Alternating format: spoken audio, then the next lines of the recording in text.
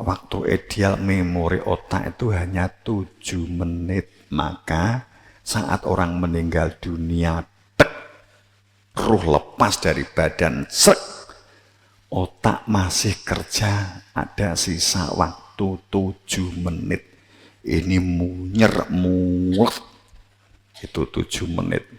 Semua seperti TV. Berarti orang mati, wis nggak ada denyut nadinya. Tapi yang meninggal itu seperti melihat hologram. Sejak proses kecilnya gini gambarnya muncul, jurat. Tapi yang peristiwa-peristiwa hebat, peristiwa yang sangat menyenangkan dan sangat menyakitkan, itu muncul, dar, mati kelek. Pas biasanya selalu tiba pada otak yang sangat menyakitkan.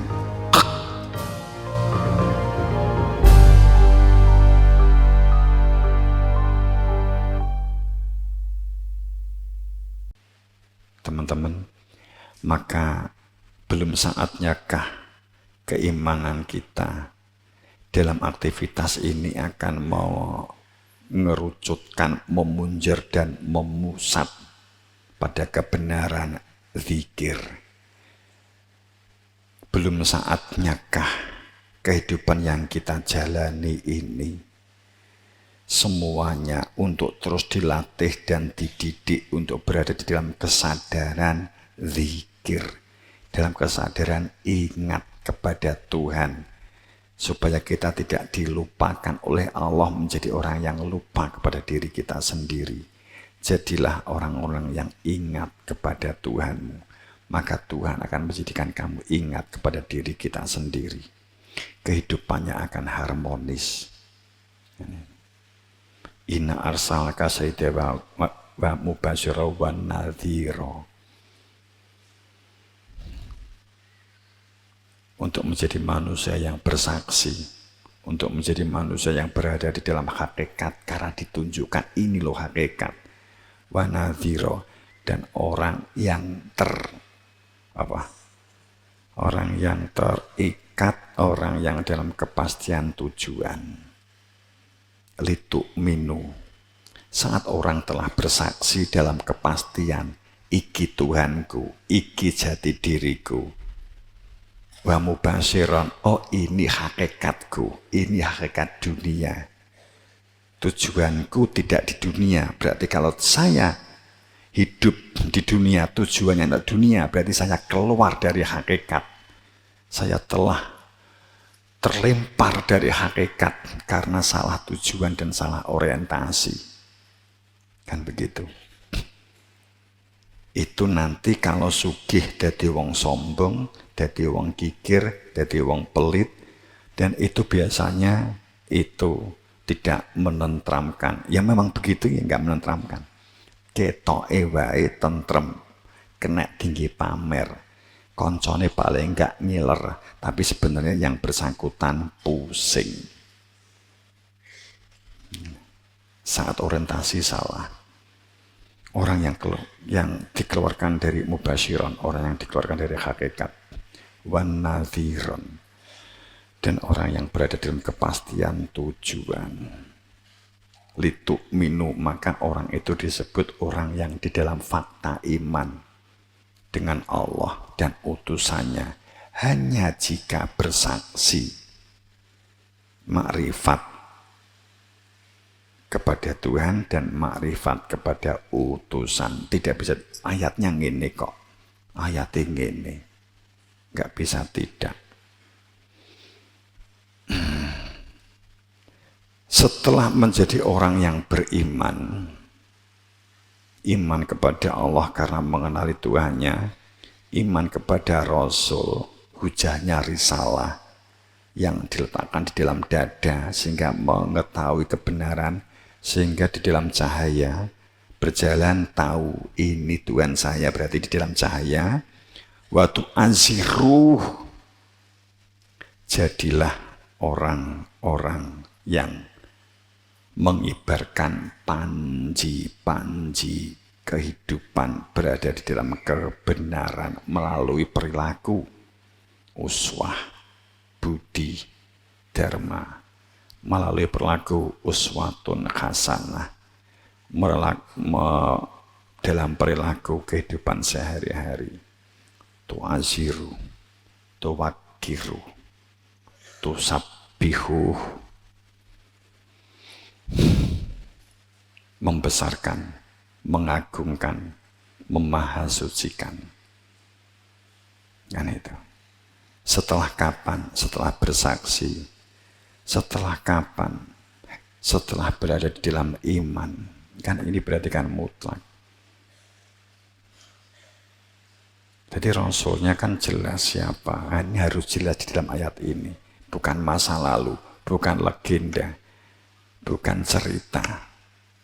Berarti kita harus sejaman dengan Nabi Muhammad. Jika tidak, litu'minu billah wa rasulihinya bohong. Tu'aziruh wa tuwakirunya bohong.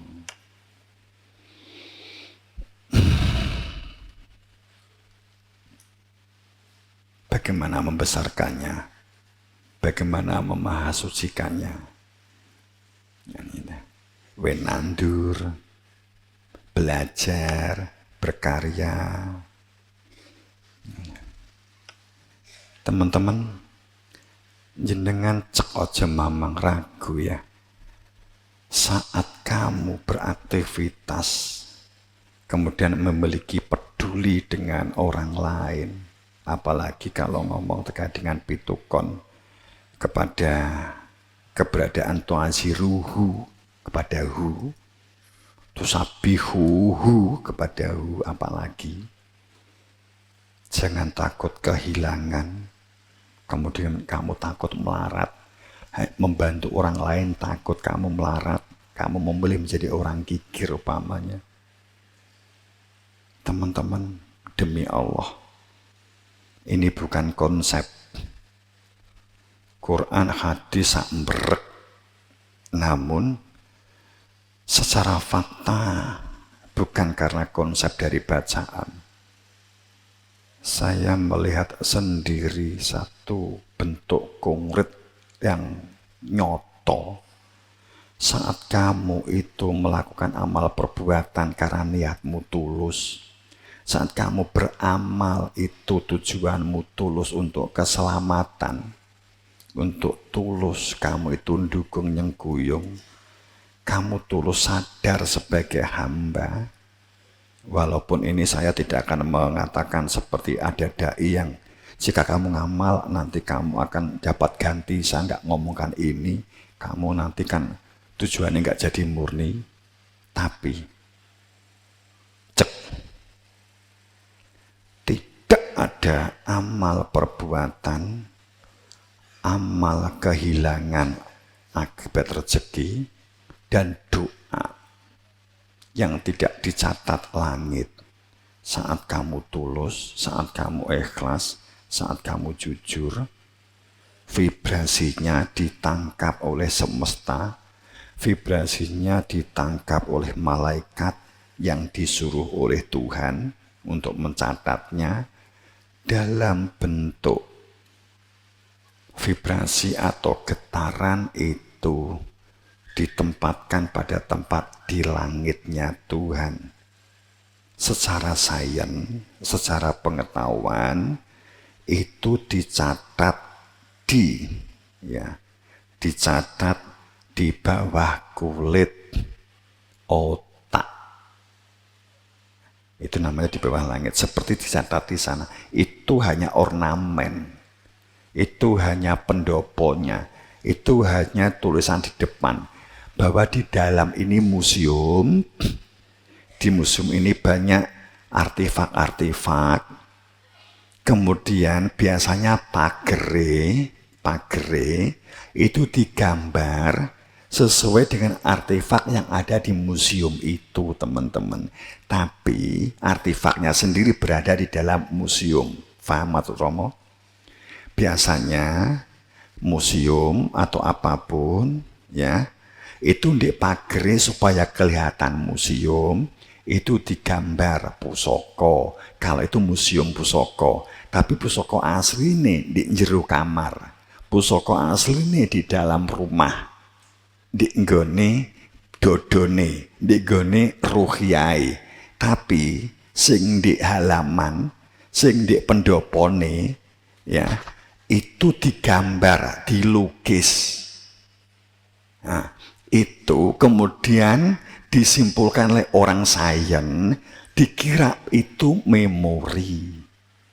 Dikira itu adalah cara kerja otak manusia. Padahal sing kerja iku sing di jero. Sing kerja sing di kamar. Sing kerja di laboratorium. Kowe nek mara sowan gurumu, nek sowan Rama, kuwi ora kerja nek pendopo jagongan, gawe bekas pemahaman. Ning sing diitung kemudian kerja mungku nek wis kowe di omah diwi-diwi. Aku ra roh kowe saat sowan ki dadi apa aku ra roh. Ning nek kowe engko mulih terus kowe kerja diwi-diwi. Enek sing dadi tani, enek sing di kantor kan gitu di rumahmu diwi-diwi. Di ruhmu diwi-diwi, di dadamu diwi-diwi, di kamarmu diwi-diwi. Kan gitu. Otak itu fungsinya koyok pendopo, koyok pager, koyok halaman.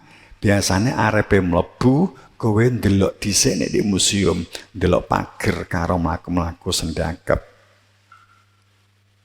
Nah gini kan, ya kan? Nah. Terus kemudian gawe kesimpulan, ternyata cara kerja museum ini adalah ditulis di pagar itu.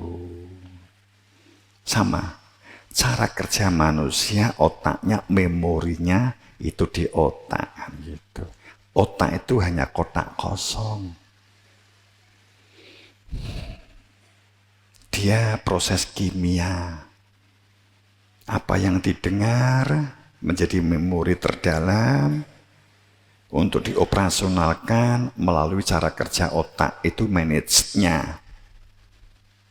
Kan gitu. Tapi sing kerja atimu, sing kerja batinmu. Jika sing kerja utek, kowe mumet, kowe pusing, kowe gampang bingung, kowe gampang stroke. Itu akibat memahami otak. Jangka teridealnya otak itu hanya 7 menit.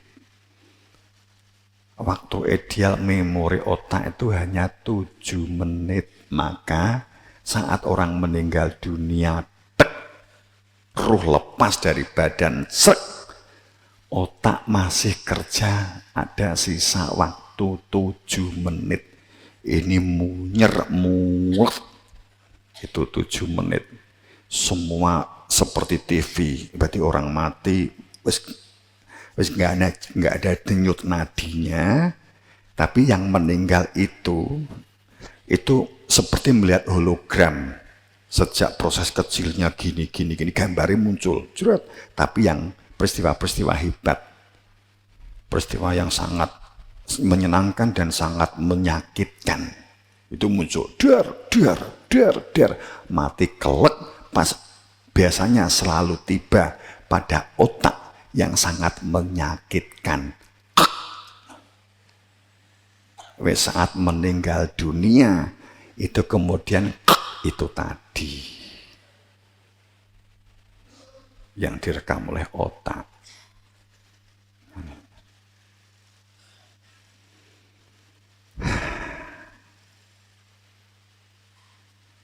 Nek orang suka khianat, orang suka ngelokke orang lain, iri, dengki diwujudkan dalam bentuk ngrasani, nilai karo wong sih enake elek itu.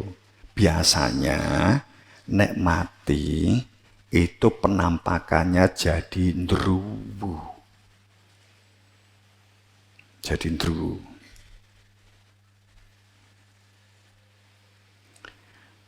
Kalau orang itu biasanya di dunia ini selalu ingin dipuji, golek pujian, golek subyo-subyoan. selalu mencari bangga, aleman. Itu biasanya ya gelo pomone ya. Golek pujian tapi nggak dipuji itu gelo. Nek mati rata-rata dadi medun. Walaupun punya ilmu, hati-hati ya. Itu cenderung medon. Tapi mereka yang senengane ngutil, ngapusi, bertopeng, itu biasa nikmati salah satunya tuyul. Jadi mbiyen menungso. Terus nek barat kok enek Dracula dan itu memang ciri karakter itu mempengaruhi menjadi apa itu ya. Teman-teman, jadi perihal getaran, perihal frekuensi itu nggak bisa dimanipulasi. Tapi sekaligus itu menunjukkan kamu jangan mamang, jangan ragu, jangan wasumlang. Apapun yang kamu lakukan dalam kesendirian, apapun yang kamu lakukan dalam kesenyapan, tidak perlu berkeinginan supaya tampak, supaya riak, ujub dan takabur, supaya orang lain mendengar. Itu bukan konsep secara fakta. Kalau kita perbuatan kita yang kita lakukan itu sudah dicatat oleh Tuhan, sudah dicatat oleh langit. Ngapain kamu masih bingung untuk cari pengakuan orang lain? Kecuali jika menimbulkan fitnah, kecuali jika memunculkan ghibah, maka itu diperlukan. Tapi kalau sekiranya tidak, ngapain? Lakukan sebaik-baiknya. Artinya kita koordinasi dalam organisasi kolektif, iya. Tapi nggak perlu kebingungan kemudian kamu melakukan sesuatu itu orang lain supaya tahu apa yang kamu lakukan.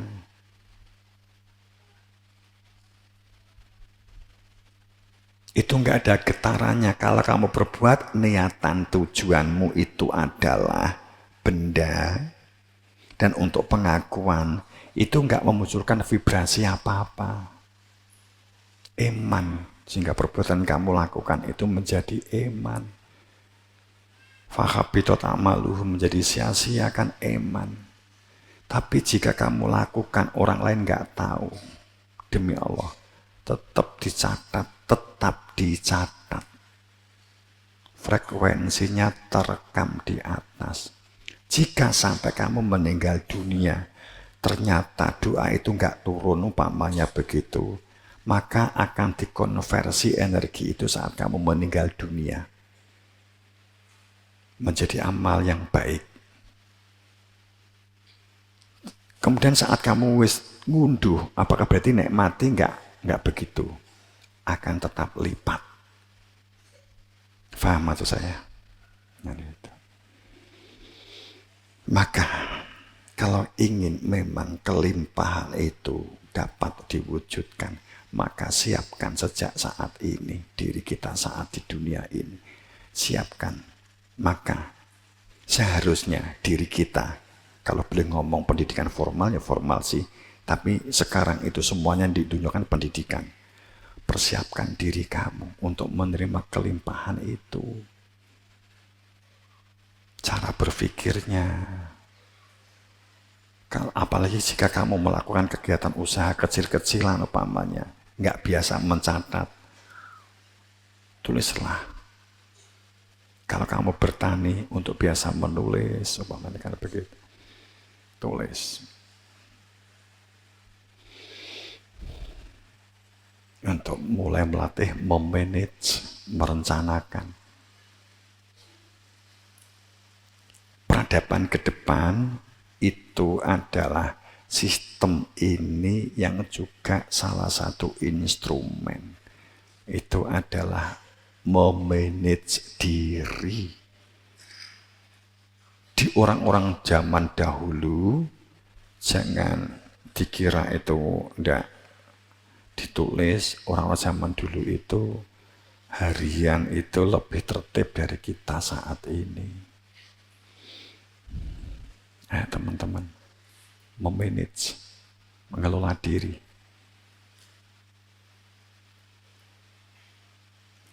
Nek wong tua sing duwe anak, pada saat anaknya itu ada masalah di sekolah, ini contoh umpamanya begitu, jangan marah kepada guru di mana anak itu sekolah. Jika anak itu ada, itu menjadikan munafik, fasik. Hati-hati. Kadang belo anak. Anak yang sekarang ikut mendengar, kalau ibumu seperti itu, kamu harus siap mental. Nggak begini cara yang benar. Saya diuji nih dengan ini, saya dimanjakan bapak saya, ibu saya harus tidak larut dengan pujian ini.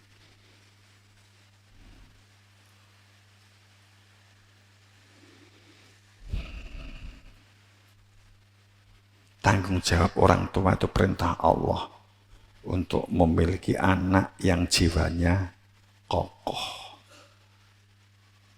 kuat, mentalnya solid. Itu adalah perintah. Oke.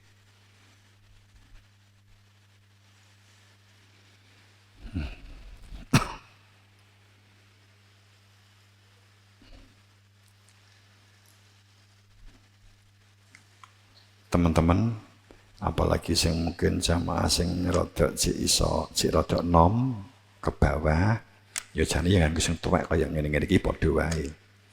Ya, tapi mungkin nek wis tuwek iki ngerubah sing wis enak iki kangelan. Energine itu luwih ngotok. Itu nek wis tuwek iki yang dibaca oleh semesta vibrasinya itu cenderung adalah vibrasi bawah sadar. Kalau kebiasaanmu itu menunda waktu, menunda. Kalau kamu punya kebiasaan menilai jelek orang lain, nek wis tuwek itu jadi kompor meleduk. Kan gitu kan? Itu merubah angel. Ngerubah yo wangel gitu loh. Walaupun 5 ughliqa wal khotimi 5 sabak. Pemutusnya adalah kesadaran setelah memiliki ilmu. Pemutusnya hanya itu, pemutus gen rusak itu juga ilmu ini, itu ayat Quran ayatnya. Dan itu kalau ini tadi yang saya angkat ini kan sholawat. Itu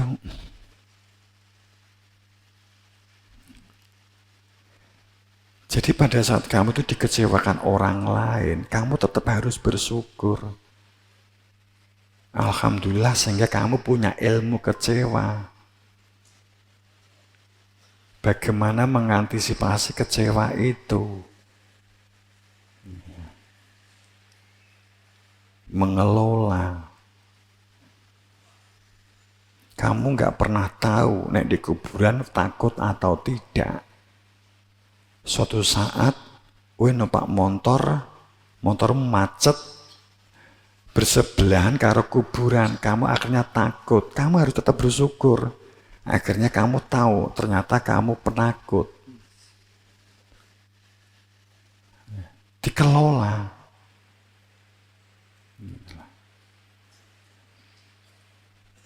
Padahal bendino omongane aku gak duwe wedi. Mula hati-hati kowe ngomong aku gak duwe wedi, aku wani. Kayak orang yang sering mengatakan demikian itu biasanya malah penakut. Saya itu sempat membuktikan dulu itu ada anak saya yang senengannya melek bengi di zaman ciliane. Senengannya dolan ngejak di kuburan. Sivitas di pondok ini kita kau wendel-kendel. Ustaz, pokja, santri sing senior ya. Tiba takkan ngeterke anak saya di kuburan. Gak ada sing wani.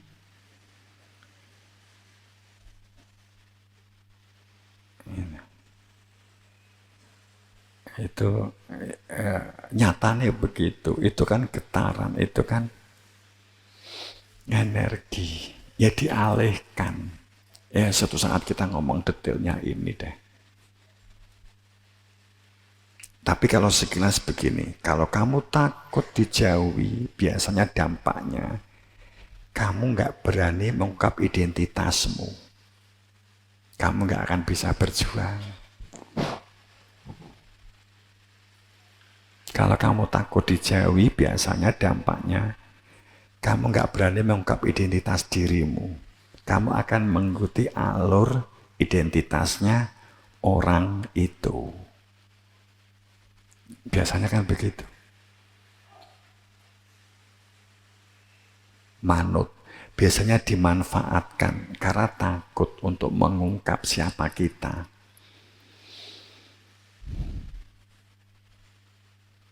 Hanya karena takut dijauhi.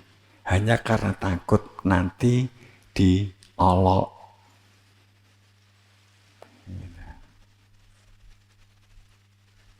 Padahal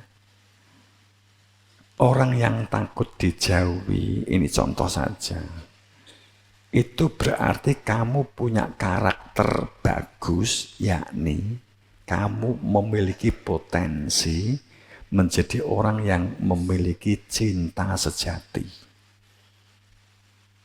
Di balik kalimat kamu takut dijauhi orang lain, karena itu sesungguhnya kamu cinta dengan dia.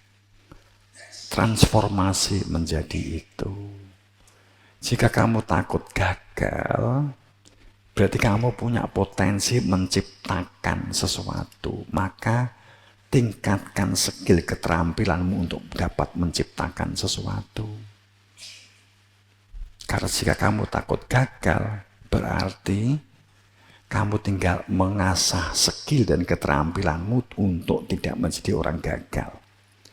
Jika kamu takut gagal komunikasi, maka kamu belajarlah cara komunikasi. Nah gitu.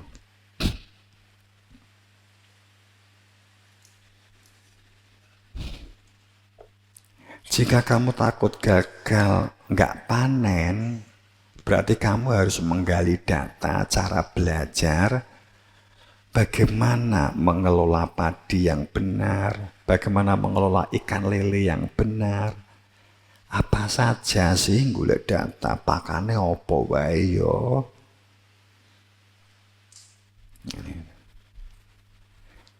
Itu ada potensi kamu menciptakan pakan sendiri. Kamu takut gagal rugi karena pakan, berarti kamu punya bakat, punya potensi gawe pakan dewi. Itu kehendak Tuhan begitu. Kamu pelajari, nanti tiba-tiba kamu bisa membuat pakan yang efisien dan efektif.